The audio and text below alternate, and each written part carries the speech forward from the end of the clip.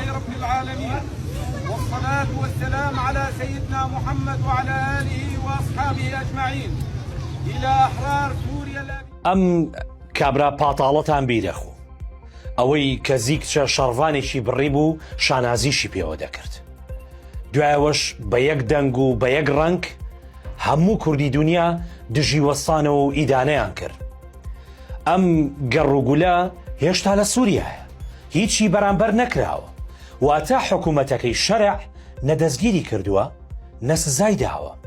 ڕامی ئەلدەهش هێشتا بە ئازادی دەسۆڕێتەوە، دژی کوردیش بەشداری لە خۆپیشاندان و ناڕەزایەتیەکان دەکات.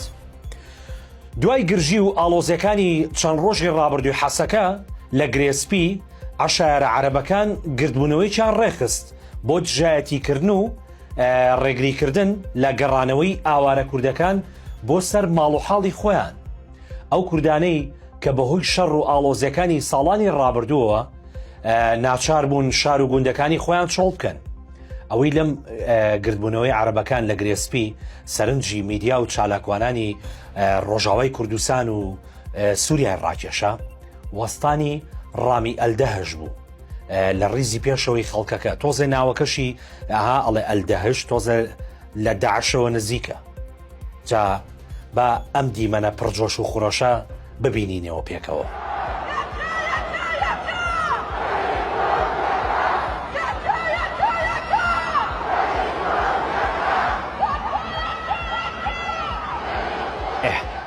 لە سەرەتای ئەم ساڵ بڵاوبوونەوەی گرتە ڤیددیۆیەک کە تێیدا ڕامی ئەلدەهش دەردەکەوێت کە کەزی کچە شەڕڤانێکی لە دەستە و باسی شەیدکردنی دەکات. زۆر شانازی پێوەکە، کاردانەوەی زۆری بە دوای خۆی داهێنا، دەیان ڕێپێوان و خۆپیشاندانی ناڕزایەتی ئەنجامدرا. لە ترسی کاردانەوەکانیش ئەم پاتاڵە، ئەم تاوانبارە، ئەم تیرۆرستە ڕوونکردنەوەیەکی ڤیددیۆیی بڵاو کردەوە، گوتی ئەمە قژی دەستکرد بووە، نەک کەزی کچە شەڕڤانێکی کورد. پاشان دەنگۆی دەستگیرکردنی لەلایەن دیمەشقەوە بڵاو کرایەوە، بەڵام هیچ ڕێکارێکی یاسایی و دادوەری لەو بارەیەوە هەواڵی نەبوو. کەچی دەرکەوت هەموو ئەو هەواڵانە ناڕاست بوون، تەنها نمایشێک بوون بۆ پاراستن و شاردنەوەی ئەو چەکدارە سووریە.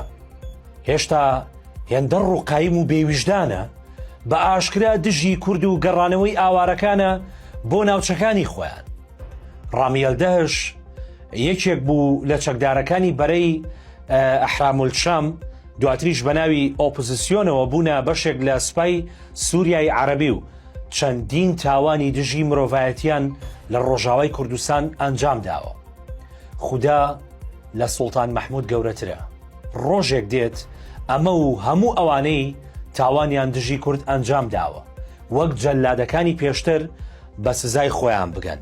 ئەو ڕۆژەشی ئەم کابرایە تێڵاتڕێن کرا، بەخوا پێم وا بەیتر هەموو کورد دڵی ئاوە خواتەوە.